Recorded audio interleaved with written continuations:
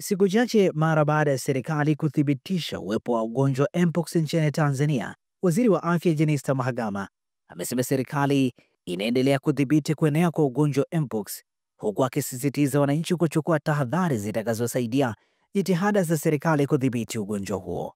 Amesema hayo katika kikao cha ushauri cha mkoa wa Ruvuma cha Machi 15 mwaka 2025, ambapo amesema kampeni maalum ya siku 54 za kuelimisha jamii kuhusu ugonjwa wa mpox na jinsi ya kujikinga ni miongoni mwa hatua hizo, na kwamba serikali inahakikisha upatikanaji wa vifaa tiba na kuboresha huduma kwenye hospitali na vituo vya afya kote nchini. Tarehe 7 Machi mwaka huu 2025 tulipata pia taarifa kupitia mifumo yetu ya taarifa, tulipata tetesi za uwepo wa wahisiwa wenye dalili za vipele na mambo mengine yanayoendana na ugonjwa wa mpox, na ilipofika tarehe 9 Machi mwaka 2025 tulipomaliza kukamilisha uchunguzi wa kimaabara, tulithibitisha tarehe hiyo 9 kwamba nchi yetu ina wagonjwa wa mpox wawili kwa kuzingatia uchunguzi huo wa kimaabara.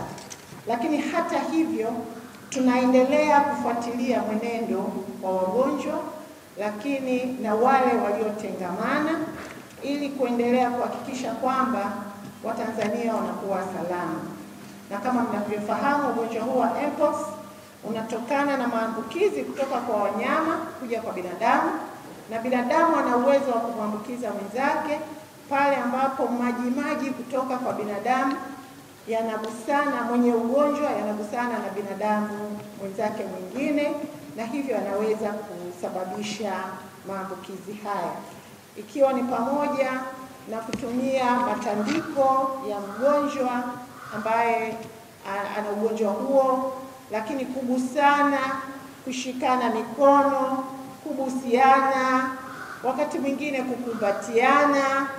Kwa hiyo kama hayo yatafanyika lakini mmoja kati ya hao ana maambukizi haya, basi anaweza kuambukiza kutoka kwa mtu mmoja kwenda kwa mwingine. Tunachosisitiza Mheshimiwa Mkuu wa Mkoa kwamba magonjwa haya ya mlipuko hayana mipaka, na ndio maana tunakuwa na mifumo na mitandao kutoka nchi moja mpaka nyingine kuhakikisha kwamba kila nchi inajitahidi kulinda wananchi wake, lakini hasa kutoa elimu na kuwa na utambuzi wa dalili za magonjwa haya. Na sasa tunahimizana kila mtu afahamu dalili hizi za ugonjwa wa mpox na kuchukua hatua za kitaalamu ambazo tumeendelea kuzisisitiza kusudi tuweze kukata hii minyororo ambayo inaweza ikasambaza ugonjwa huu.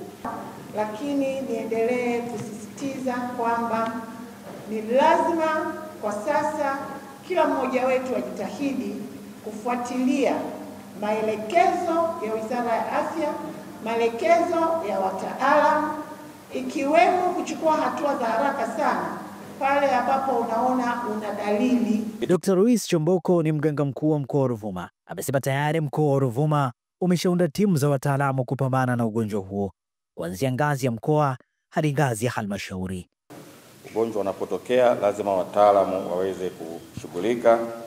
Kwa hiyo timu hizo zimeundwa katika ngazi ya mkoa, lakini pia katika ngazi zote za halmashauri.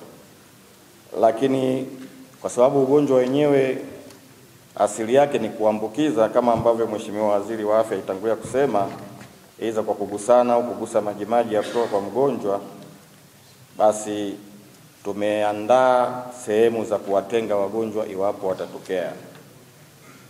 Kwa haraka tu hapa, tukianza na manispaa hapa ya Songea, tuna eneo la hospitali ya mkoa, lakini pia tuna Sanangula, hospitali ya Sanangula ya manispaa. Pale halmashauri ya Songea tuna hospitali ya Peramiho, lakini tuna hospitali ile ya halmashauri ya Mpitimbi. Upande wa Tunduru tuna hospitali ya halmashauri pale ya Tunduru, halikadhalika na Mtumbo hivyo hivyo pale Migelegele hospitali ya halmashauri. Upande wa Mbinga hospitali ya halmashauri, Nyasa hospitali ya halmashauri, na Mbinga pia upande wa vijijini ni hospitali ya halmashauri. Lakini Tumeimarisha pia timu za ufuatiliaji. Magonjwa haya mara nyingi ni ufuatiliaji, Mheshimiwa Mwenyekiti. Kwa hiyo timu zetu pata habari hasa katika maeneo yale ambayo wagonjwa wanaweza wakaingia.